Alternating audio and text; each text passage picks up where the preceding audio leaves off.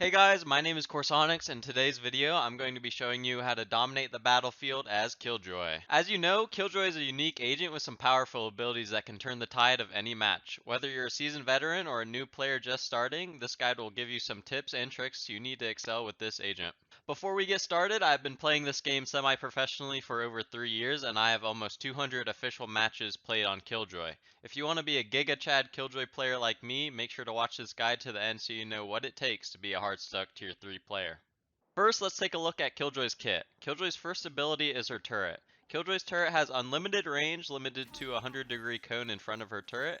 When Killjoy's turret spots an enemy, it'll shoot applying a slow to anyone that is tagged, also dealing a set amount of damage depending on the range. Killjoy's turret has 100 HP and if destroyed can be redeployed after a 45-second cooldown. However, if recalled, it only has a 20-second cooldown. Killjoy's next ability is her Alarm Bot. KJ's Alarm Bot will detect enemies within a 5.5 meter radius of it and detonate, making enemies hit by it vulnerable for 4 seconds. However, the Alarm Bot does become visible to enemies once they are within 7 meters of it, making it very easy to destroy if not placed correctly. Similar to the turret, the Alarm Bot can be recalled and redeployed after a 20-second cooldown. Keep in mind that if it is destroyed, it cannot be replaced. Also, an essential point for both the turret and the alarm bot is that they deactivate when you're more than 40 meters away from them. Staying within range is crucial to their effectiveness. Killjoy's final ability is her Nanoswarm. Once activated, anyone within a 4.5 meter radius of the molly will take 45 damage per second lasting for 4 seconds. Similar to KJ's alarm bot, enemies will be able to detect the mollies once they are within range of the molly. Nanoswarm is the only ability in Killjoy's kit where you don't have to be within a specific range for it to be active. You are also able to pick up Killjoy's mollies in the buy phase in case you misplace them. The last part of Killjoy's kit I want to go over is her ultimate, Lockdown. Lockdown takes 8 ultimate charges to use and once deployed displays a giant field and 13-second countdown. Anyone within the field once the countdown is over will become detained for 8 seconds. Detained enemies will be severely slowed, unable to shoot, and unable to interact with any equipment or abilities. Now that we're done going over Killjoy's kit, let's talk about how you get your kit to synergize with itself and your teammates. Since your turret and your alarm bot apply debuffs to enemies, one slows and the other makes them vulnerable, you typically want to activate your nanoswarms once your turret or alarm bot activates. This makes it so your mollies will end up dealing more damage and will also allow you to swing enemies while they are trying to escape your mollies. On top of synergizing your kit, you are also able to synergize with your teammates. A great way to land some easy kills is to have your util and common chokes, and have your teammates hold out util and wait for your turret or alarm bot to activate.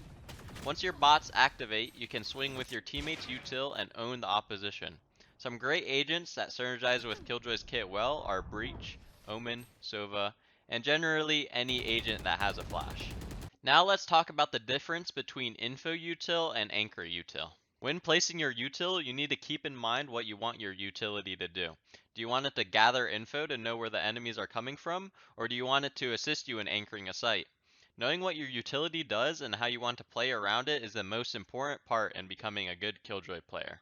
If your team is struggling with where the enemies are or could be, consider placing info util.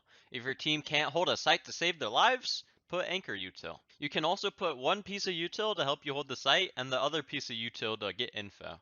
It all really just depends on the situation, so you need to identify when to use what and how to play around it.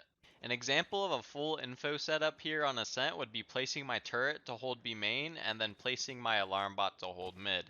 This is considered info util because they are holding deep lines difficult to play off of unless you have a teammate with you. An example of a full anchor setup would be having my alarm bot and Molly's lane and having my turret stairs. This is considered anchor util because my bots aren't going to have any value unless they end up coming to the B-bomb site.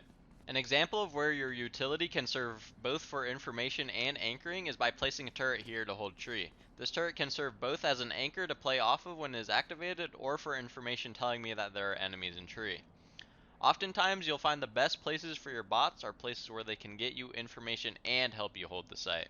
For this last section, I'm going to talk about things you can do on attack. When I play, there are three main things I like to do to be impactful and help my team win games. The first and most common way to play is lurking. Lurking is where you are away from your team looking for openings in the enemy's defense.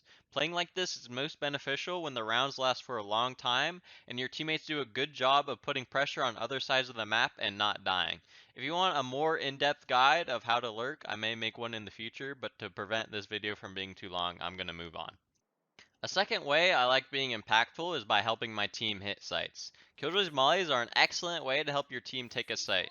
You can have your mollies land in places where enemies will most likely be holding from, or you can throw mollies at choke points to prevent enemies from entering or leaving the site. This is a very good way to play when your team rushes sites a lot. The last way to be impactful on attack is by maintaining space. Maintaining space and holding for pushes while your team puts pressure on other areas of the map is a great way to be impactful. Not only can you catch people looking to flank, but you can also allow your team to fall back and not have to worry about enemies being pushed up. So there you have it, my guide to dominating games as Killjoy. I hope you found this video helpful, and if you did, please don't forget to like and subscribe for more Valorant guides. If you have any feedback or suggestions, please leave a comment below. I'd love to hear from you and help make my videos even better. Thanks for watching, and I'll see you guys in the next one. Peace. Trying to tap you. Yeah.